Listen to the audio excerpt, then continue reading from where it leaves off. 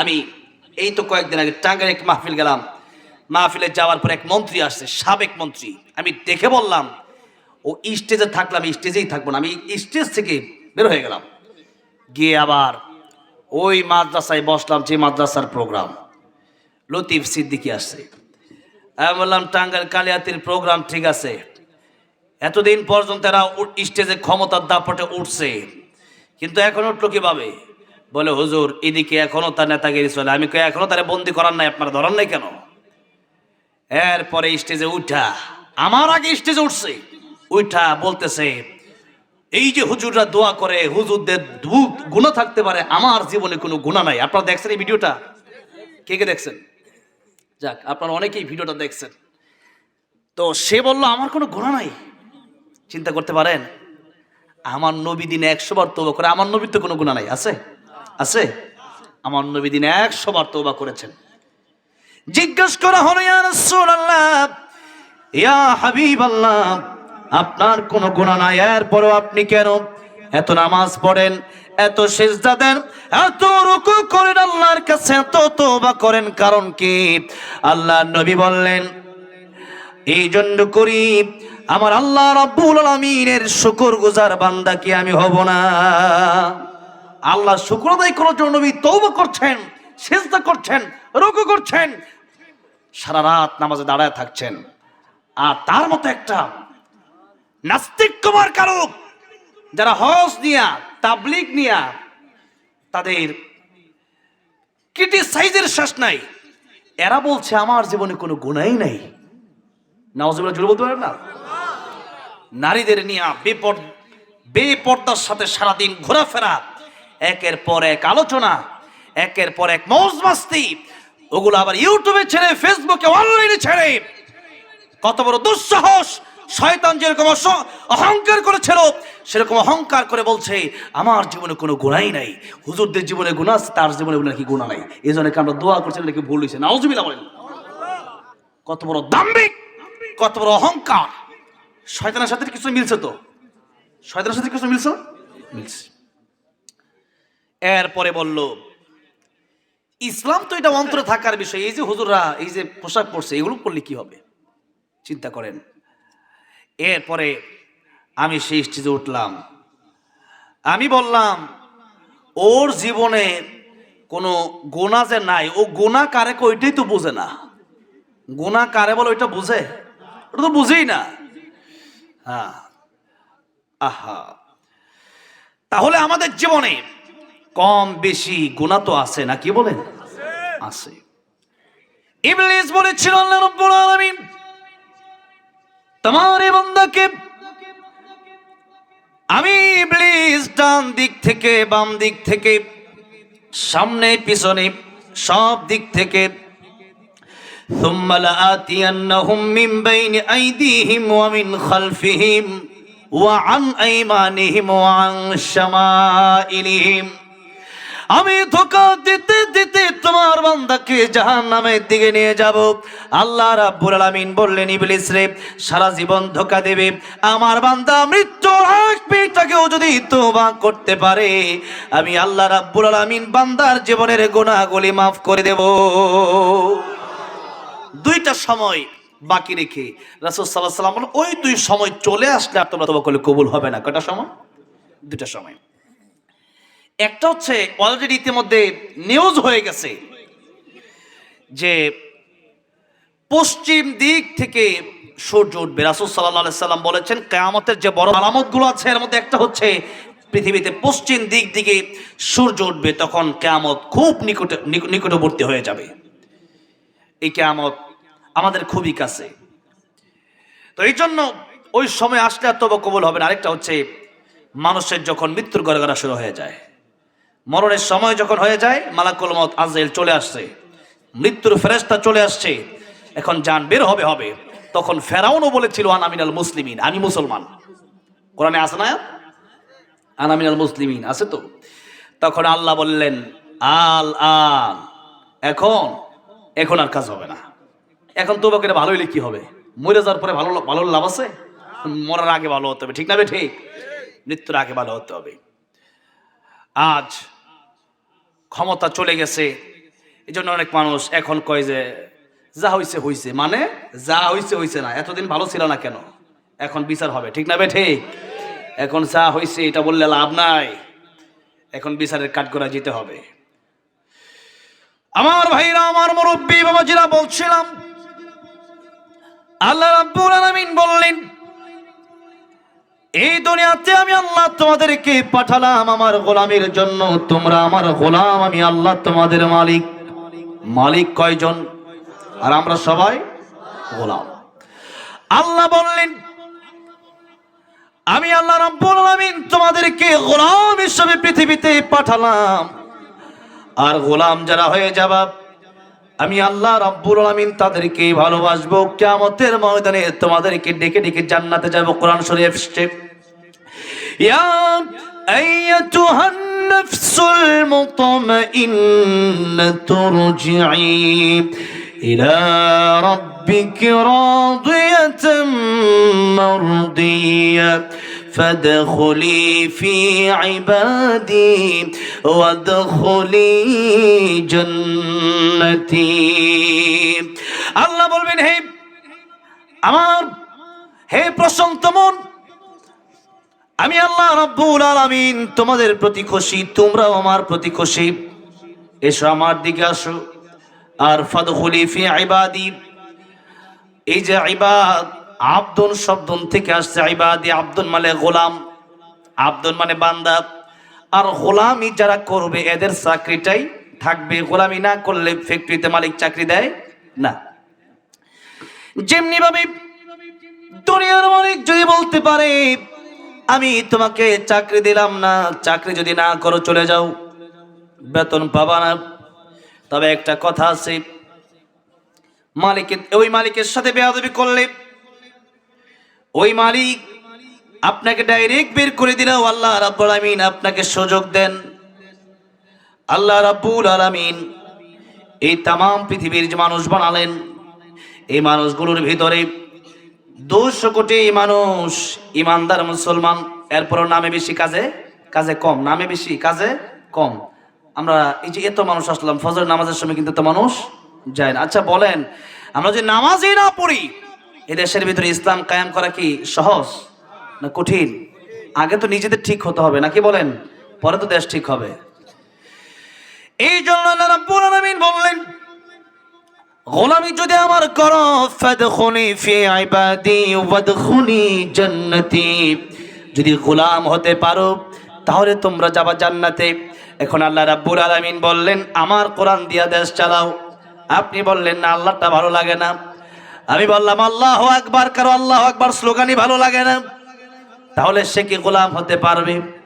উল্টা শয়তানের দলে যাবে। উল্টা কার দলে যাবে? শয়তানের দলে যাবে। এখন কোরআন শরীফ দিয়ে যদি আল্লাহর গোলামি করতে হয়, আল্লাহর গোলামি শুধু ঘরের ভিতরে, মসজিদের ভিতরে আর মাদ্রাসার ভিতরে চলবে না, গোটা দেশের ভিতরে চলবে, তাম পৃথিবীতেই চলবে। কিন্তু বড় দুঃখজনক ব্যাপার, সবাই বলে চলবে, কিন্তু কোরআন, আল্লাহর আইন, আল্লাহর হুকুম, আল্লাহর গোলামি আমরা শুধু মসজিদে সীমাবদ্ধ রাখছি, শুধু মাদ্রাসায় সীমাবদ্ধ রাখছি, শুধু নিজের ঘরে সীমাবদ্ধ রেখেছি। দেশে আমরা আল্লাহর কোরআনের আইন এখনো বাস্তবায়ন করতে পারি? যেমন কোরআন শরীফে আইন আছে, আস-সারিকু ওয়াস-সারিকাতু ফাকতাউ আইদিয়াহুমা, চোর যদি চুরি করে তার হাত কেটে দাও। কোরআন শরীফের আইন এটা আছে না নাই? এখন আপনি এই আইন তো মানেনি না, বরং কালকে একজন হাত কাটলে দেখবেন এর প্রতিবাদও কয়েকজন করবে, কিন্তু নামে মুসলমান কিন্তু ভিতরে ঈমান। ওমিনান নাস মান ইয়াকুলু আমান্না বিল্লাহি ওয়া বিল ইয়াউমিল আখির ওয়া মা হুম বিমুমিনিন ইউখাদিউনা আল্লাহ ওয়াল্লাযীনা আমানু ওয়া মা ইয়াখদাউনা ইল্লা আনফুসাহুম ওয়া মা ইয়াশউরুন। আল্লাহ বলেন, যারা বলে ঈমান এনেছি সবাই তো আসলে ঈমানদার না। ওয়া নাউযু বিল্লাহি মিন শুরুরি আনফুসিনা ওয়া মিন সাইয়্যাতি আমালিনা من يهده الله فلا مضل له ومن يضلله فلا هادي له ونشهد أن لا إله إلا الله وحده لا شريك له ونشهد أن سيدنا وحبيبنا ومولانا محمدا عبده ورسوله الذي أرسله بالحق بشيرا ونذيرا وداعيا إلى الله بإذنه وسراجا منيرا أما بعد فقد قال الله تعالى في كلامه المجيد وفي فرقانه الحميد أعوذ بالله من الشيطان الرجيم بسم الله الرحمن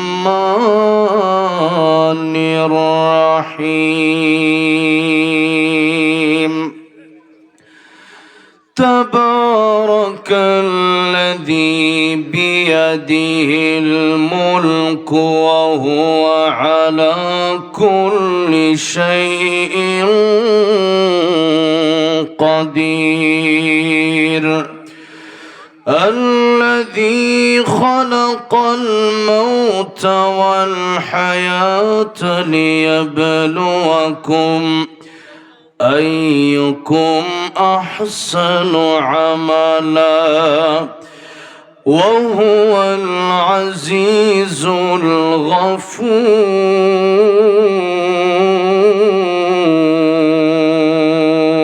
الغفور صدق الله العظيم وقال النبي صلى الله عليه وسلم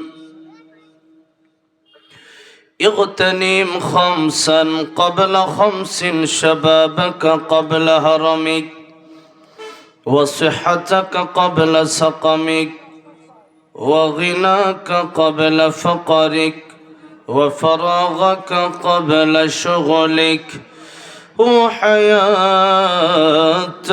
قبل موتك أو كما قال النبي عليه الصلاة والسلام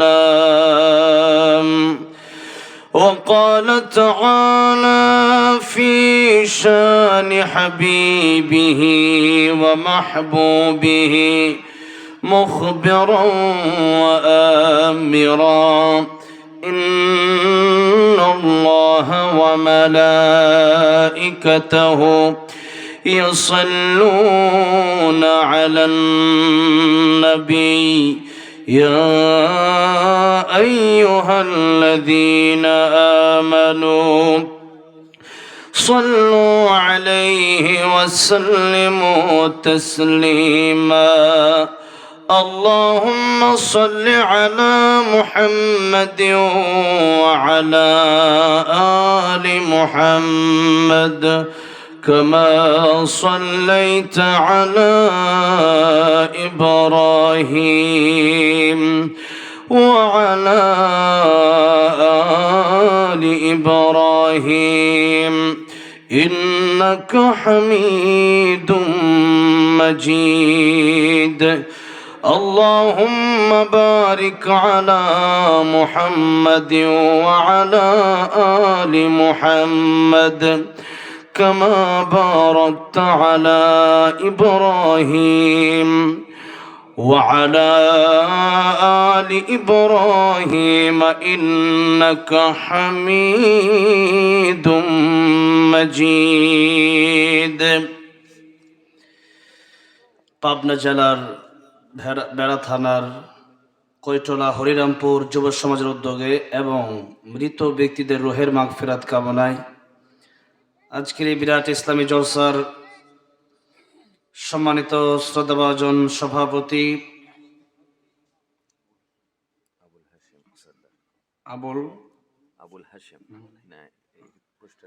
আবুল হাশেম সর্দার সাহেব, আজকের এই ইসলামী জলসার সম্মানিত প্রধান অতিথি, বাংলাদেশ জামাত ইসলামীর জেলা কেন্দ্রীয় কর্ম পরিষদ সদস্য সৌর সদস্য ডক্টর আব্দুল বাসেদ খান হাফিজাহুল্লাহ আমার পূর্বে অত্যন্ত গুরুত্বপূর্ণ কথা বলেছেন। আল্লাহ সুবহান মহিয়ান রব্বুল ইজ্জত ওয়াল জালাল আব্দুল বাসেদ খান সাহেবের দীর্ঘ নেক হায়াত দান করেন, এই দেশের জন্য কাজ করার তৌফিক দান করেন, বলেন আমিন। কথা বলেছেন হযরত মাওলানা মোহাম্মদ শওকত হোসেন আল ফারুকি দামাত বারাকাতুহুম, কথা বলেছেন মাওলানা মোহাম্মদ আব্দুল হালিম দামাত বারাকাতুহুম, হাফেজ মাসুদুর রহমান সাহেব দামাত বারাকাতুহুম।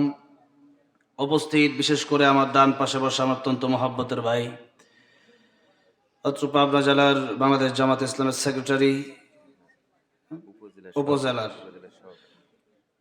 আমাদের প্রাণপ্রিয় শ্রদ্ধেয় আবুজর গিফারি ভাই, আল্লাহ রাব্বুল আলামিন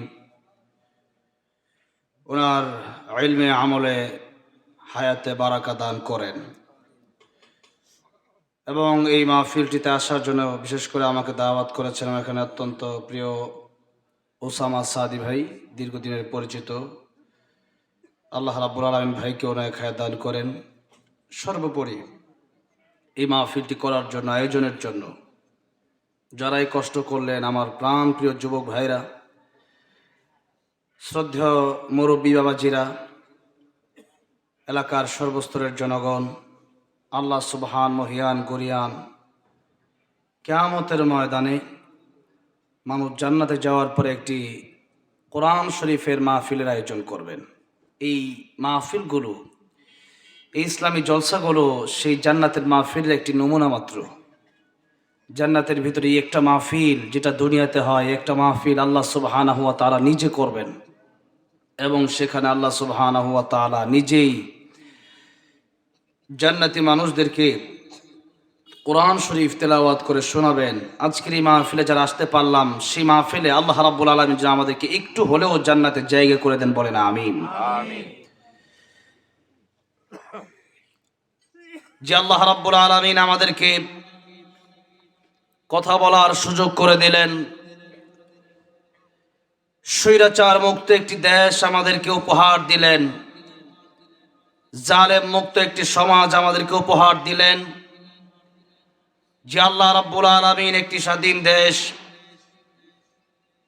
বাংলাদেশ আমাদেরকে উপহার দিয়েছেন।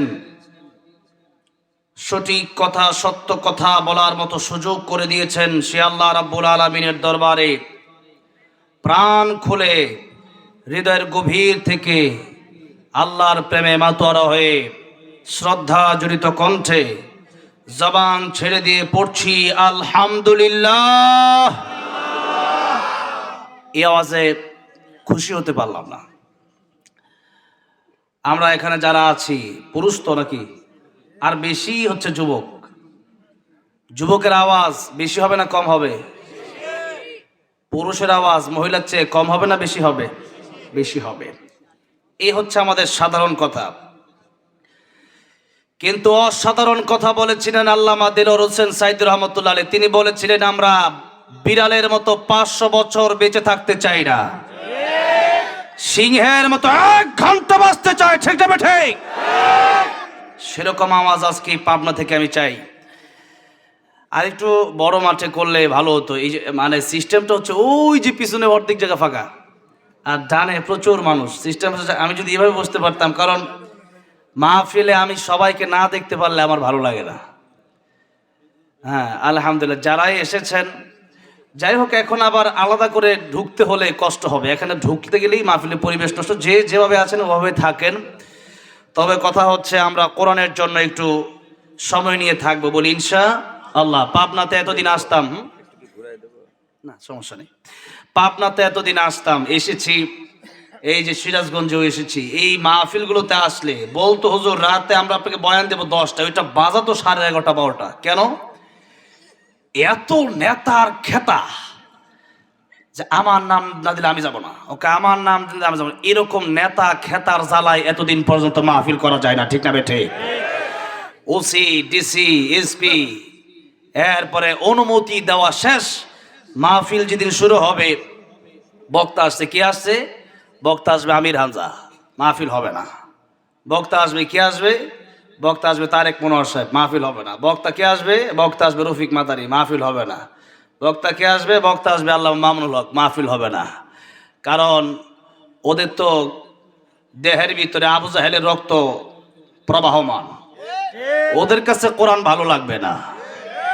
এখন কোরআন ভালো না লাগলেও আল্লাহ রাব্বুল আলামিন বাংলাদেশে কোরআনের মতো ময়দান কায়েম করে দিয়েছেন। তোদের কাছে ভালো না রাখতে পারে, বাংলার জমিন কোরআন দিয়ে চলবে, ঠিক না ঠিক? তোদের ভালো না লাগে দিয়ে কি আসে যায়? ভালো লাগবে আমার আল্লাহর কাছে, যেটা ভালো লাগবে ওটাই দেশে চলবে, ওটাই পৃথিবীতে চলবে। সামনে দিন আসছে, সামনে দিন আসছে। এগুলো যত দেখতেছেন এই ভারত, এরপরে আমেরিকা, ইসরায়েল, যা দেখতেছেন এগুলো সব ভবিষ্যৎ হয়ে যাবে গজওয়াতুল হিন্দের মাধ্যমে। কিসের মাধ্যমে? গজওয়াতুল হিন্দের মাধ্যমে। গজওয়াতুল হিন্দের জন্য, যুদ্ধের জন্য যখন ডাক দেওয়া হবে তখন পালাবেন না যাবেন? কি করবেন? হ্যাঁ, আমাদের দেশে কিছু চাটুকার স্বৈরাচারের গোলাম ছিল হুজুররা, কয়েকদিন আগে পুলিশ ধরতে গেছে, ওই ভণ্ডটা পালাইছে, পুলিশ দেখে দৌড় দিছে। হ্যাঁ, এদেশে আমরা কোনোদিন দেখি নাই যে আল্লামা সাইদিকে গ্রেফতার করছে, আল্লামা সাইদিক পালাইছে। আমরা দেখি নাই যে আল্লাহ মামুনুল হককে গ্রেফতার করতে গেছে পুলিশ, মামুনুল হক সাহেব পালাইছে। আমরা দেখি নাই সাখাওয়াত হোসেন রাজি সাহেবকে গ্রেফতার করতে গেছে, সাখাওয়াত হোসেন রাজি সাহেব পালাইছে। কিন্তু ওটা ধরতে গেছে পালাইছে, কারণ ওটা ছিল স্বৈরাচারের দালাল। 5টা গোলাম ছিল একটা, ঠিক না বেঠে? একটা কেউ ছাড় দেওয়া হবে না। কোরআন শরীফ, আমরা কথা বলেছি মাজলুমের পক্ষে, জালেমের বিপক্ষে। যারা আলেমদেরকে তিলে তিলে শেষ করে দিয়েছে, যারা আল্লামা সাইদুর রহমতুল্লাহ আলাইহিকে ইনজেকশনের সাথে বিষ মিশিয়ে শহীদ করে দিয়েছে, যারা মতিউর রহমান নিজামী সাহেবকে ফাঁসি দিয়েছে, কাদের মোল্লা সাহেবকে ফাঁসি দিয়েছে, এই দেশে শত শত আলেমকে যারা হত্যা করেছে, এবং এই হত্যার সাথে জড়িত যেই লোকগুলো ছিল, প্রশাসনের কর্মকর্তা টিভি হারুন সহ সবগুলোর সাথে সবগুলোর সাথে হাতাহাতি, এমন মিল স্টেজে উঠলে মনে হয় তারা আপন দুলাভাই হয়। এরকম সম্পর্ক যারা রেখেছে, কি মনে করেন এরা কি আলেমদের পক্ষে ছিল না স্বৈরাচারের দালাল ছিল? হ্যাঁ, স্বৈরাচারের দালালদের পক্ষে কোনো কথা নাই। অনেকেই বলে এদের পক্ষে, ইসকনের দালালদের পক্ষে, জালেমের দালালের পক্ষে। জালেম যেরকম তার শাস্তি হবে, জালেমের দালাল যারা ছিল এদেরও শাস্তি হবে। এই জন্য আমরা মুনাফিক হয়ে বাঁচতে চাই না, আমরা বাঁচতে চাই কেবলমাত্র একজনের গোলামি করে। জবান খুলে বলেন তিনি কে? জোরে বলেন তিনি কে? জবান ছেড়ে দিয়ে বলেন আল্লাহু আকবার। আল্লাহর চেয়ে বড় কেউ আছে? জোরে বলেন আছে? নাই। আজ এই পৃথিবীর যে সিস্টেম, এই সিস্টেমটা বলেন তো, আল্লাহর এই যে বললাম আল্লাহু আকবার, আল্লাহ বড়, আল্লাহর চেয়ে বড় কেউ নাই। বলেন এই পৃথিবীতে আমরা যেভাবে চলছি, দেশ যেভাবে চলছে, পৃথিবী যেভাবে চলছে, ওটা কি কোরআনের নিয়মে, আল্লাহর নিয়মে চলছে না আমাদের নিজস্ব নিয়মে? আমাদের নিজস্ব নিয়মে চলছে। তাই আজকে সূরা মুলুক থেকে আমরা তাফসিরে ঢুকবো, বলি ইনশাআল্লাহ। আল্লাহ রাব্বুল আলামিন বলছেন, তাবারাকাল্লাযী বিয়াদিহিল মুলকু ওয়া হুয়া আলা كل شيء قدير. এই আকাশ জমিন, আমরা যারা এখানে বসে আছি, যারা দাঁড়িয়ে আছি, পৃথিবীর যত মাখলুক আছে, সবার একাচ্ছত্র মালিকানা কার হাতে? মালিক কে? এই যে মালিক আল্লাহ, এটাই আল্লাহ রাব্বুল আলামিন বোঝাতে চাইলেন। বিয়াদিহিল মুলক, রাজত্ব আমার আল্লাহর হাতে। এই পৃথিবীর যা কিছু আছে, চন্দ্র সূর্য গ্রহ নক্ষত্র আকাশ জমিন জিন ইনসান, সবার মালিক আমার আল্লাহ। আর আমরা যারা পৃথিবীতে আছি সবাই আমরা গোলাম। তাহলে মালিক কে? আমরা কি? জোর মালিক কে? আমরা কি? গোলাম। এখন মালিক চলবে গোলামের কথায় না গোলাম চলবে মালিকের কথায়? গোলাম চলবে মালিকের কথায়। গোলাম যদি মালিকের কথা না শুনে, আপনি কোম্পানিতে চাকরি করতে গেছেন, কোম্পানির মালিকের কথা আপনি শুনলেন না, বললো তুমি 8 ঘন্টা ডিউটি করবা, তোমাকে মাস শেষে 15,000 টাকা বেতন দেওয়া হবে। আপনি বললেন যে 8 ঘন্টা ডিউটি আমি করব, ঠিক আছে, মন চাইলে করব, মন চাইলে করব না। মালিক বললো তোমার চাকরি নট হয়ে যাবে, ঠিক না বে ঠিক, বেতন পাবা না, চলে যাও, অন্য লোক এখানে ঢুকবে। আল্লাহ রাব্বুল আলামিন বলেন, আমি আল্লাহ রাব্বুল আলামিন তোমাদের মালিক, তোমরা আমার গোলাম। আকাশের নিচে জমিনের উপরে আমি আল্লাহ রাব্বুল আলামিন তোমাদেরকে যেভাবে বলবো ওভাবেই তোমরা চলবা। আর যদি আকাশের নিচে জমিনের উপরে আমি আল্লাহর গোলামি না করে তোমরা চলাফেরা করো, আল্লাহ রাব্বুল আলামিন সূরা রহমানে বলছেন, ইয়া মা'আশারাল জিন্নি ওয়াল ইনসি ইন ইসতাতা'তুম আন তানফুযু মিন আকতারিস সামাওয়াতি ওয়াল আরদি ফানফুযু লা تنفذون إلا بسلطان فبأي آلاء ربكما تكذبان. যারা পারেন ঠোঁট মিলে আমার সাথে পড়েন, فبأي آلاء ربكما তুকাদ্দিবান.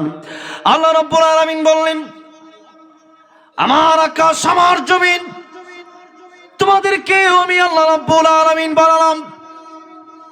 হাল আতা আলাল ইনসানি হিনুম মিনাদ দাহরি লাম ইয়াকুন শাইআম মাযকুরা। কিছুই ছিল না তোমরা, জিরো থেকে আমি আল্লাহ রাব্বুল আলামিন তোমাদেরকে হিরো বানায় দিলাম। বান্দারে, বানানোর তো অবশ্যই একটা উদ্দেশ্য আছে। উদ্দেশ্য হলো আমি আল্লাহ রাব্বুল আলামিন তোমাদেরকে কেবলমাত্র আমি আল্লাহর ইবাদতের জন্য পাঠালাম। ও বান্দারে, মাঝে মধ্যে ভুল হয়ে যেতে পারে, মাঝে মধ্যে অন্যায় হয়ে যেতে পারে। আমি আল্লাহ রাব্বুল আলামিন এই অন্যায় মাঝে মধ্যে যদি তোমরা করো, আমি আল্লাহ ক্ষমাও করে দেব, এই ঘোষণা আল্লাহ রাব্বুল আলামিন দিয়েছেন। তবে অহংকার করা যাবে না, ঘাড়তেরামি করা যাবে না। এই দুইটা রোগের কারণে ইবলিস যে ছিল ফেরেশতাদের সর্দার, সেই ইবলিসকে আল্লাহ রাব্বুল আলামিন জান্নাত থেকে বের করে দিলেন, বিতাড়িত করে দিলেন। সে আল্লাহ রাব্বুল আলামিন ইবলিসকে বলেছেন, ইবলিস আমার কথা তুমি মেনে নাও, পাল্টা প্রশ্ন করো না। আমি বলেছি আদমকে তুমি সিজদা করো। ইবলিস বলল, খলাকতানি মিন নার ওয়া খলাকতাহু মিন তিন। আমি আগুনের তৈরি আর আদম মাটির তৈরি, আমি করব না। আল্লাহ রাব্বুল আলামিন পাল্টা প্রশ্ন করো না, যা বলেছি তা তুমি করো। সম্মান তো আমি আল্লাহ রাব্বুল আলামিন দিয়েছি, আমি আল্লাহ রাব্বুল আলামিন যেহেতু সম্মান দিয়েছি, তুমি পাল্টা প্রশ্ন করো না। তোমাকে বলেছি এটাই তোমার ইবাদত। ইবলিস বলল এটা আমার ভালো লাগে না। আল্লাহ রাব্বুল আলামিন বললেন, তোকে আমি আমার কাছ থেকে তুই লানত প্রাপ্ত হয়ে গেলি, ধ্বংস হয়ে গেল। এই অহংকারের কারণে ইবলিস ধ্বংস হয়ে গেল। এই জন্য গুনাহ হতে পারে। এখানে যারা এসেছেন সবার কিছু না কিছু গুনাহ আছে না? একবার তো নিষ্পাপ না, সবাই কি নিষ্পাপ? গুনাহ সবারই কম বেশি আছে।